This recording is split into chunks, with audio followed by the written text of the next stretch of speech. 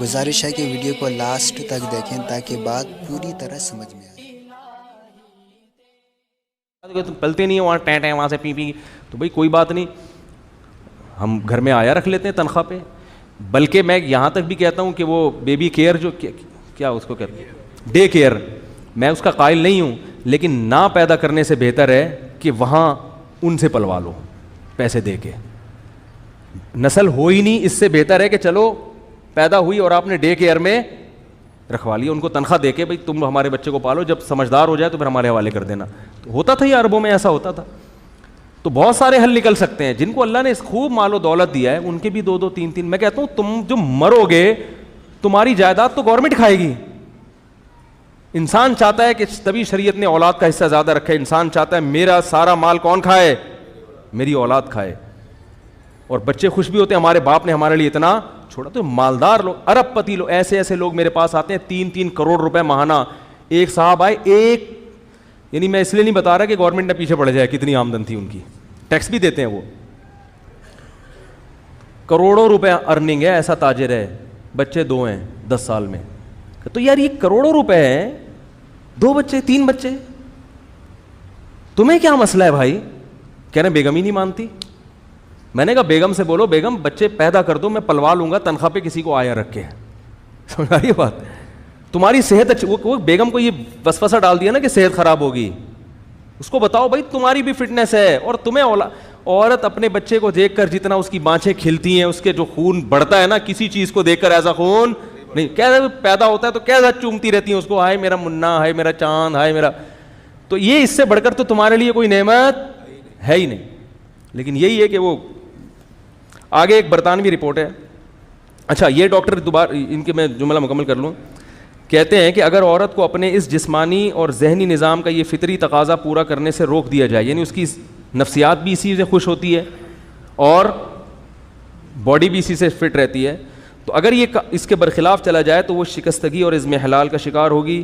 ماں بننے سے وہ ایک نیا حسن, ایک روحانی بالیدگی پاتی ہے جو اس کمزوری پر غالب آ جاتا ہے جس سے وہ ولادت کے دوران دوچار ہوئی تھی. یعنی یہ ریکوری بہت جلدی ہو جاتی ہے. مولانا نہیں کہہ رہے, یہ نوبل انعام یافتہ ڈاکٹر کہہ رہے. آگے چلیں, ایک برطانوی رپورٹ ہے, British national birth rate commission, ان کی رپورٹ ہے.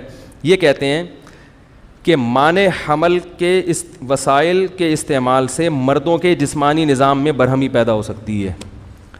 حمل روکنے کی تدبیر عورت اختیار کر رہی ہے, عورت کے ساتھ نقصان کس کو ہوگا؟ مرد کو بھی نقصان ہوتا ہے اس کا. عارضی طور پر ان میں سیکچول ویکنس بھی پیدا ہو سکتی ہے. مجموعی حیثیت سے یہ کہا جا سکتا ہے کہ ان وسائل کا کوئی زیادہ برا اثر مرد کی صحت پہ نہیں پڑتا, مگر اس بات کا ہمیشہ خطرہ رہتا ہے کہ مانع حمل تدبیر اختیار کرنے سے جب مرد کو اپنی اس کی جو ڈیزائرز ہیں پوری طرح سے پوری نہیں ہوں گی, جو ازل کا طریقہ ہے نا کانڈوم وغیرہ کا طریقہ, مجھے شرم آ رہی ہے یہ باتیں کرتے ہوئے, لیکن بہرحال مجبوراً کرنی پڑ رہی ہے کیونکہ اب گورنمنٹ اس پہ اشتہار بھی چلائے گی. یہ بیہودہ اشتہارات بھی یعنی چلا سکتی ہے گورنمنٹ, تو مجبوراً بڑی مصیبت سے بچنے کے لیے چھوٹی مصیبت کو اختیار کیا جاتا ہے. لوگ یہ سمجھتے ہیں کہ یہ طریقہ تو نقصان دہ ہے ہی نہیں, ایسا نہیں ہے, ایسا نہیں ہے. کبھی کبھار تو ٹھیک ہے, لیکن جب 3 بچوں کے بعد آپ نے حمل روکنا ہے تو 5 سال آپ کو یہ طریقہ اختیار کرنا پڑے گا, جو کہ نیچرل. ایک مثال بڑی بیہودہ ہے لیکن دینی پڑ رہی ہے. آپ اپنی زبان پہ کوئی شاپر رکھو اور پھر آپ کوئی چیز کھانا شروع کر دو, یہ نیچرل ہوگا؟ زبان سے جب ہم کوئی بھی چیز رکھتے ہیں نا تو فوراً ایک زبان لعاب خارج کرنا شروع کرتی ہے جو اس چیز کو ہضم, یعنی قدرت نے پوری ایک اس حساب سے ڈیزائن کیا ہے. تو ایک دفعہ آپ نے شاپر رکھ کے روٹی کھا لی, 2 دفعہ کھا لی, 3 دفعہ کھا لی, 20 دفعہ کھاؤ گے تو معدہ کیا کر دے گا؟ ہضم کرنا چھوڑ دے گا, نقصان ہونا شروع ہو جائے گا. تو وہ طریقہ جو سب سے زیادہ کم نقصان دہ سمجھا جاتا ہے وہ بھی کم نقصان دہ نہیں ہے, وہ بھی کم نقصان دہ نہیں ہے. آگے کہتے ہیں کہ اس کی عائلی مسرتیں غائب ہو جائیں گی, یعنی مرد کو جب عورت کو بھی اس سے نقصان ہوگا, اس کی بھی تسکین نہیں ہوگی, مرد کی بھی تسکین نہیں ہوتی. اس سے کیا ہوگا؟ میاں بیوی میں جھگڑے, حالانکہ پتہ نہیں ہوتا ہم کیوں چڑچڑے ہو رہے ہیں, مگر چڑچڑے ہونا شروع ہو جاتے ہیں. آگے لکھا ہے کہ اس کا نقصان یہ ہوگا کہ مرد کی توجہ پھر بازاری عورتوں کی طرف مائل ہونا شروع ہو جائے گی. تو یہ نقصانات ہیں. آگے یہ کہہ رہے ہیں کہ منع حمل تدبیر کا نتیجہ ہوتا ہے کہ عورت کے اعصابی نظام میں خلل پیدا ہوتا ہے, اس میں بد مزاجی اور چڑچڑاپن پیدا ہوتا ہے. جو خواتین حمل روکنے کی دوائیں استعمال کرتی ہیں ان کی طبیعت میں چڑچڑاپن پیدا ہو جاتا ہے. آگے ان کے شوہر کے ساتھ تعلقات خراب ہوتے ہیں, ان کو پتہ نہیں ہوتا کیوں لڑائیاں ہو رہی ہیں, لیکن وہ اندر طور پر کیا ہوتی ہیں, ڈسٹرب ہو رہی ہوتی ہیں. کہہ رہے ہیں یہ زیادہ تر ان گھریلو ان شادی شدہ جوڑوں میں ہوتا ہے جو کانڈوم کا استعمال کرتے ہیں. معذرت کے ساتھ مجھے اچھا نہیں لگ رہا یہ الفاظ زبان سے نکالنا, مجھے بھی حیا آ رہی ہے, لیکن اگر میں اتنی وضاحت سے بیان نہ کروں تو شاید میں سمجھتا ہوں کہ میں اس موضوع کا حق ادا نہیں کروں گا, کیونکہ لوگ یہ بات بھی اٹھا رہے ہیں کہ بھئی اس میں کوئی نقصان نہیں, اس میں بھی بہت زیادہ کبھی کبھار تو ٹھیک ہے, لیکن مسلسل استعمال اس کا کیا ہے. اور وہ ڈاکٹر یہ کہہ رہا ہے, یہ برٹش برطانوی رپورٹ یہ کہہ رہی ہے کہ اس سے میاں بیوی کے تعلقات, بولو بھائی, خراب ہو جاتے. ان کو پتہ نہیں ہوتا کہ ہم کیوں لڑ رہے ہیں. ہر جو بیماری ہے نا اس کی وجہ انسان کو معلوم ہونا ضروری نہیں ہے, یہ بھی ہے. اب اس کے بھی گورنمنٹ ایڈورٹائز چلانا شروع کرے گی. آگے ایک ڈاکٹر میری ہے, یہ بھی یو کے کی ڈاکٹر ہے, یہ کہتی ہیں کہ اسقاط کی وجہ سے بڑی تعداد میں ایسے اثرات مرتب ہوتے ہیں جو آئندہ ولادت کے امکانات کو بری طرح مجروح کر دیتے ہیں. بسا اوقات خاتون عورت حمل روکتی ہے کہ ہم اگلے 2 سال کے بعد پیدا کریں گے, 2 سال کے بعد پھر پیدا نہیں ہوتا, اولاد سے محروم ہو جاتی ہیں وہ. یہ بھی بہت دفعہ ہوتا ہے, یہ آپ کے اختیار میں نہیں ہے کہ کس سال بچہ پیدا ہوگا. تو پھر یہ میں ڈاکٹر الیکسس کیرل کا آپ کو وہ میں دوبارہ دہرا دوں, وہ کہتے ہیں کہ ایک احمقانہ عمل ہے کہ عورت کو ولادت کے عمل سے روکا جائے. اب جتنے فتوے آپ نے دینے ہیں مولویوں کے خلاف مت دو. یو کے, فرانس کے اور یورپ کے دیگر ممالک کے جو نوبل انعام یافتہ ڈاکٹر ہیں نا, آپ ان کو بولو کہ یہ ہمیں 500 سال پیچھے لے جا رہے ہیں, یہ کتوں کی طرح بچے پیدا کروانا چاہ رہے ہیں. معذرت کے ساتھ یہ الفاظ ہیں ان کے. آگے ایک ڈاکٹر کی رپورٹ ہے کہ ضبط ولادت کی گولیاں خطرناک نتائج کے حامل ہیں. ان کے استعمال سے سر چکرانا اور دیگر اعصابی تکلیف ہی نہیں بلکہ کینسر جیسے موذی مرض کا یہ سبب ہے. بات آ رہی ہے سمجھ میں؟ یہ تو میں نے مختصر سے ڈاکٹروں کے حوالے نہیں, کچھ معتبر حکیموں کے بھی حوالے دے دوں. حکیموں کو آپ ہلکا مت سمجھو, صحیح حکیم ہوتے ہیں نا. عطائی آج کل تو مارکیٹ میں 2 نمبر زیادہ چل رہے ہیں. میں نے خود دیکھا ہے کہ بعض مریض ایسے تھے جو ڈاکٹروں, آغا خان ہاسپٹل نے جواب دے دیا, حکیموں کی دوا کھا کے ان کو ایسے ایسے فنٹر حکیم پاکستان میں پڑے ہوئے ہیں, انڈیا پاکستان میں. تو یہ جو کہتے ہیں نا حکیم سارے 2 نمبر ہوتے ہیں, ایسا نہیں ہوتا. لیکن میں ان حکیموں کے نام نہیں بتاؤں گا کیونکہ میں ان کی پبلسٹی کے لیے یہاں نہیں بیٹھا. ایک حکیم تھے جن کو آغا خان ہاسپٹل نے کینسر کے مریض کو جو ہے نا لا علاج قرار دے دیا تھا. پنجاب میں ایک حکیم تھے, انہوں نے اس کا علاج کر کے دکھایا الحمدللہ.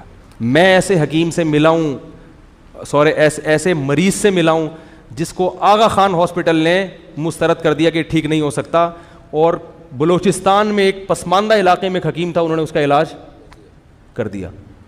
تو پھر بھی بتا دوں, حکیم کے پاس جانے سے پہلے 100 دفعہ قل اللہ احد پڑھ لیں, کیونکہ حکیموں کا کوئی بھروسہ نہیں ہوتا, کچھ بھی لگا سکتا ہے وہ. صحیح حکیم کو تلاش کرنا بڑا مشکل کام ہے, ہوتے ہیں بہرحال.